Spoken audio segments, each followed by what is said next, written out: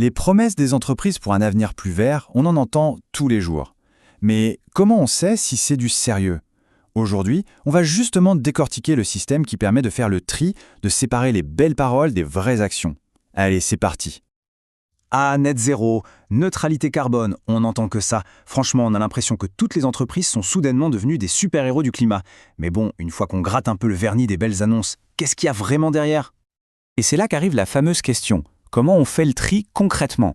Comment savoir si un engagement est solide, s'il est vraiment basé sur la science, ou si c'est juste du greenwashing, ce fameux vernis écologique, juste pour l'image?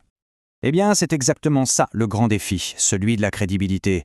Parce que d'un côté, il y a la promesse, et de l'autre, la preuve. Et on le sait bien, il y a souvent un fossé immense entre les deux.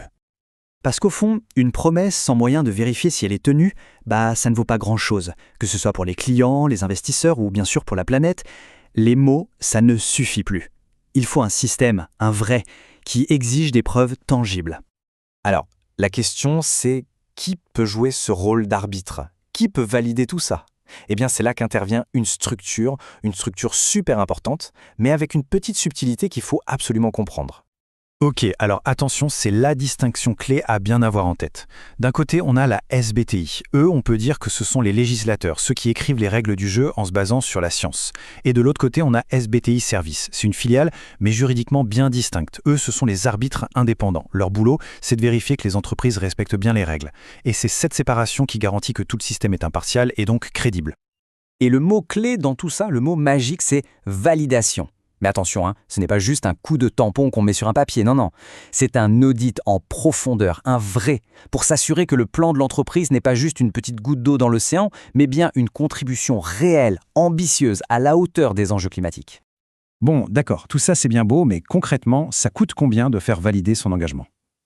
C'est une bonne question. Jetons un œil à la structure des prix. Alors, le modèle est assez simple et transparent, il se base sur 3 étapes logiques. En gros, tout dépend de la taille de l'entreprise. Et pour évaluer cette taille, le critère principal, c'est le chiffre d'affaires annuel. Si on prend le cas des entreprises classiques, le système est divisé en 4 grands paliers. Ça commence avec les sociétés qui font moins de 250 millions d'euros de chiffre d'affaires, et ça va jusqu'aux géants, les multinationales qui dépassent les 10 milliards. Et bien sûr, à chaque palier correspond une grille de tarifs. Les prix vont dépendre du service demandé. Est-ce qu'on veut juste valider des objectifs à court terme ou est-ce qu'on vise un plan net zéro beaucoup plus complet? Il y a même un forfait qui combine les deux. Et d'ailleurs, c'est souvent l'option la plus avantageuse. Pour donner un ordre d'idée, une très grande entreprise, une de celles du plus haut palier, si elle veut faire valider tout son plan climat, donc les objectifs à court terme et la vision net zéro, eh bien ça représente un investissement de 34 000 $. Ça peut sembler être une somme, c'est vrai, mais il faut la remettre en perspective avec ce qui est en jeu, la crédibilité.